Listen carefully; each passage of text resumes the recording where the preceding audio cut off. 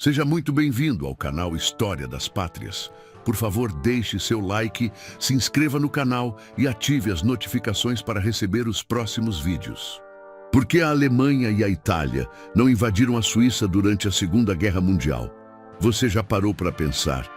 Por que a Alemanha nazista e a Itália fascista, durante a Segunda Guerra Mundial, não invadiram a Suíça? Um pequeno país encravado no coração da Europa, cercado por exércitos hostis, mas que conseguiu manter sua independência e neutralidade. Quando pensamos na Europa durante a Segunda Guerra Mundial, é quase inevitável imaginar um continente em chamas, ocupado, dividido e marcado por batalhas devastadoras. A Alemanha nazista expandia-se de forma implacável. A Itália fascista buscava consolidar sua posição no cenário europeu, e diversos países foram rapidamente subjugados ou se renderam. No entanto, há um ponto intrigante que sempre levanta questionamentos. Por que a Suíça, um pequeno país no coração da Europa, cercado por potências hostis, conseguiu manter sua neutralidade e não foi invadida nem pela Alemanha de Hitler, nem pela Itália de Mussolini? Essa é uma questão fascinante, pois a Suíça, estrategicamente localizada, poderia ter oferecido vantagens militares e logísticas enormes para o eixo.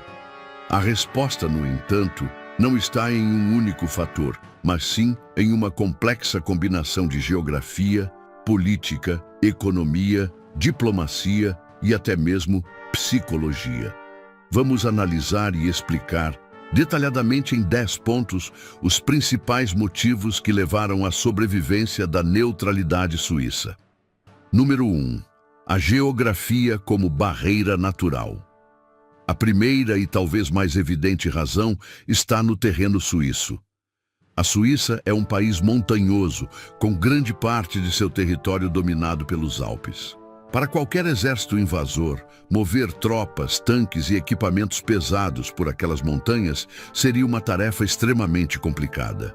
A logística de uma invasão seria cara, lenta e arriscada. Além disso, o próprio exército suíço havia desenvolvido uma estratégia conhecida como Reduto Nacional.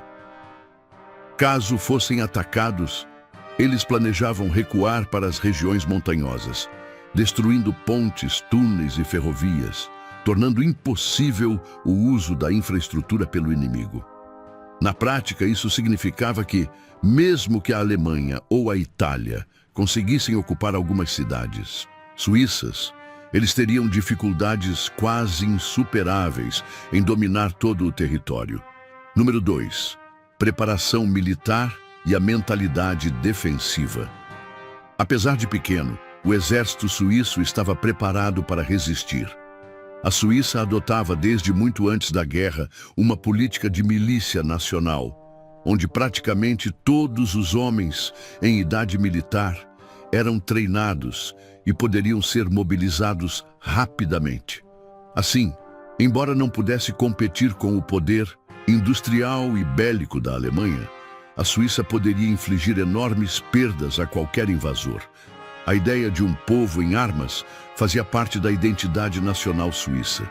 Em discursos da época, líderes militares deixavam claro: se a Alemanha ou a Itália tentassem ocupar o país, cada vila, cada vale e cada montanha se tornariam pontos de resistência. Essa disposição de lutar até o fim funcionou como um elemento dissuasor. Hitler e seus generais sabiam que a invasão teria um custo elevado. Número 3.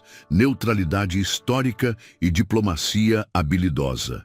A neutralidade suíça não foi criada durante a Segunda Guerra Mundial. Ela era reconhecida desde o século XIX pelo Congresso de Viena, 1815. Esse status havia se consolidado ao longo de décadas, tornando-se parte da identidade política do país. Assim, quando a guerra começou, a Suíça declarou sua neutralidade imediatamente, mas com um detalhe: deixou claro que defenderia essa neutralidade com armas, se necessário. Ao mesmo tempo, os diplomatas suíços desempenharam um papel crucial. Eles mantinham contatos com os aliados e com o eixo, tentando se posicionar como mediadores e oferecendo serviços humanitários, como a proteção de prisioneiros de guerra e a mediação de comunicações diplomáticas. Isso dava à Suíça uma utilidade que superava, em muitos aspectos, os benefícios de uma invasão. Número 4. A importância econômica da Suíça para o eixo.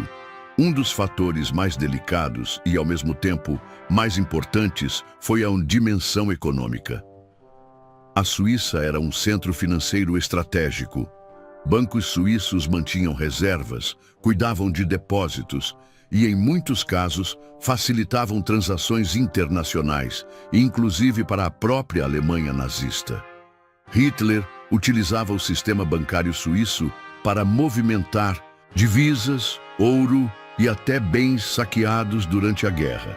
Além disso, a Suíça fazia comércio com ambos os lados, fornecendo produtos essenciais, como ferramentas de precisão, relógios e até munições em determinadas ocasiões. Por outro lado, também importava carvão e alimentos do Reich. Essa relação de dependência mútua tornava a invasão menos interessante, já que o país funcionava como uma espécie de válvula econômica em meio ao caos europeu. Número 5. Um país útil como intermediário. A Suíça também era extremamente útil como intermediária diplomática. Diversos países que estavam em guerra entre si utilizavam embaixadas e consulados suíços para representarem seus interesses no campo inimigo. Por exemplo, os Estados Unidos, após a entrada na guerra, tiveram seus interesses representados pela Suíça dentro da Alemanha. O mesmo ocorreu com outros países. Além disso, a Suíça era a sede do Comitê Internacional da Cruz Vermelha, desempenhando funções humanitárias vitais, como a inspeção de campos de prisioneiros. Destruir ou ocupar a Suíça significaria eliminar esse canal de comunicação e comprometer uma rede que, em alguns casos, era útil até para os nazistas. Número 6. O fator psicológico e propagandístico. Outro ponto importante é o impacto psicológico e propagandístico que uma invasão traria. A Alemanha nazista e a Itália fascista alegavam constantemente que suas expansões eram necessárias para corrigir injustiças históricas ou unir povos germanófonos e italianos. No caso da Suíça, parte da população falava alemão, italiano e francês, mas eles se identificavam fortemente como suíços. Invadir um país tradicionalmente neutro, que não representava ameaça ofensiva, poderia gerar repercussão internacional negativa, enfraquecendo a propaganda nazista de que suas guerras eram justas. Hitler preferia, portanto, manter a Suíça sob vigilância e dependente, em vez de destruí-la abertamente. Número 7. Planos de invasão existiram. É importante notar que, embora a Suíça não tenha sido invadida, planos de invasão existiram. A Alemanha chegou a elaborar a Operação Tannenbaum, que previa a entrada simultânea de tropas alemãs e italianas no território suíço. Entanto, o plano nunca saiu do papel. O motivo? A combinação dos fatores já citados: custo elevado, resistência esperada, utilidade econômica e diplomática do país. Para Hitler, a prioridade era derrotar a União Soviética e conter os aliados no Oeste. Gastar recursos preciosos em um país pequeno, mas difícil de conquistar, simplesmente não fazia sentido estratégico. Número 8. A neutralidade que não era absoluta. Vale lembrar que a neutralidade suíça durante a guerra foi relativa e muitas vezes controversa. O país cedeu ao Reich rotas ferroviárias e aéreas em algumas ocasiões, manteve intenso comércio com os nazistas e aceitou depósitos de ouro, incluindo parte proveniente de saques em territórios ocupados. Ao mesmo tempo, abrigou refugiados, resistiu a pressões diretas e manteve contato com os aliados. Esse equilíbrio delicado foi fundamental para a sobrevivência do país. A Suíça sabia que não podia confrontar a Alemanha diretamente, mas também não podia romper totalmente com os aliados. Jogou, portanto, um jogo de neutralidade pragmática, adaptando-se à realidade do momento. Número 9. O medo como estratégia de sobrevivência. A população suíça viveu a guerra em constante tensão. Exercícios militares eram realizados, fortificações eram construídas e todos sabiam que a invasão era uma possibilidade real. Esse estado de alerta permanente ajudou a manter a coesão nacional e serviu como aviso ao inimigo. A Suíça estava pronta para lutar. Embora nunca tenha ocorrido a batalha, o simples fato de parecer disposta a resistir já serviu como elemento de dissuasão. Número 10. Conclusão, um equilíbrio delicado. No fim das contas, a Suíça sobreviveu à Segunda Guerra Mundial não porque era intocável, mas porque soube equilibrar habilmente geografia, preparação militar, diplomacia e utilidade econômica. Para a Alemanha e a Itália, invadir a Suíça traria mais problemas do que benefícios. E para os suíços, manter a neutralidade era questão de sobrevivência.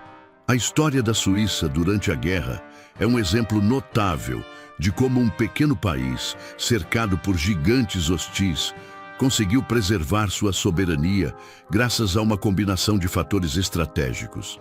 É também um lembrete de que a neutralidade, quando bem defendida, pode ser tão poderosa quanto a força militar. Assim, quando nos perguntamos por que a Alemanha e a Itália não invadiram a Suíça, a resposta é clara: porque não era necessário.